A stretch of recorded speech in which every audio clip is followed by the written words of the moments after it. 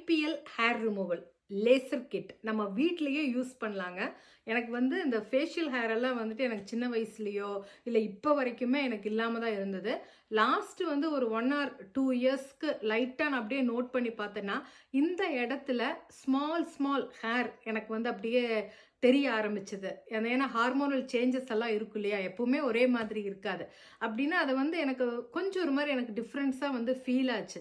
ஒரு நம்ம கை வச்சாலே நம்ம அப்படியே ஒரு என்ன சொல்கிறது, ஒரு ஹேர் இருந்தால் ஒரு மாதிரி ஒரு ஃபீல் இருக்கும் இல்லையா, அந்த மாதிரி.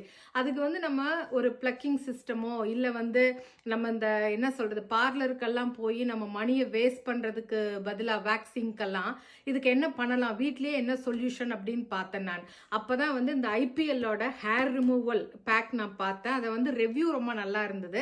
சரி அதை வாங்கி நம்ம யூஸ் பண்ணலாம் அப்படின்னு சொல்லிட்டு இப்போ வந்து ஒரு 3 or 4 டைம்ஸ் நான் வந்து வீக்லி ஒன்ஸ் அந்த மாதிரி இப்போ ஒரு 1 month நான் யூஸ் பண்ணேங்க.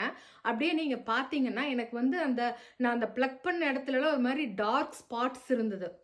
ஆனால் இப்போ நீங்கள் பார்த்தீங்க அப்படின்னா அந்த ஸ்பாட்ஸ் எல்லாமே கம்மியாயிட்டு ஹேர் எல்லாமே ரொம்ப வந்து தின்னான மாதிரி ஆயிடுச்சு.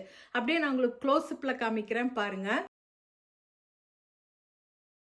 வந்து ரொம்ப யூஸ்ஃபுல்லாக இருக்குதுங்க. லேசர் அப்படின்னு போனாலே ரொம்ப எக்ஸ்பென்சிவ். பட் ஆனால் இந்த ப்ராடக்ட் வந்து நான் யூஸ் பண்ண வகையில் ரொம்ப நல்லா இருக்குது. நீங்கள் ஃபஸ்ட்டு டைம் யூஸ் பண்ணுறீங்க அப்படின்னா கொஞ்சம் சென்சிட்டிவ் ஸ்கின்னாக இருந்ததுன்னா ஒரு மாதிரி ஒரு ஹார்ட்டாக அந்த இடத்துல வந்து ஒரு ஏதாவது ஒரு இது நம்ம பேட்ச் வச்சா எப்படி இருக்குமோ அந்த மாதிரி ஒரு ஃபீல் இருக்குது. ஸ்டார்டிங்கில் வந்து நான் மோட் 1 இதில் வச்சு தான் நான் பண்ணேன். அதுக்கப்புறம் 2, அதுக்கப்புறம் 3. உங்களால் ஓரளவுக்கு அந்த பெயின் கொஞ்சம் டாலரேட் பண்ணிக்க முடியும்னா 3 கூட நீங்கள் வச்சிங்கன்னா பெட்டர் ரிசல்ட்டாக இருக்கலாம். பட் ஆனால் நான் 1 and 2 மட்டும்தான் நான் ட்ரை பண்ணேன் இது வரைக்குமே. அதுக்கே வந்து சூப்பராக இருக்குதுங்க ரிசல்ட்டு.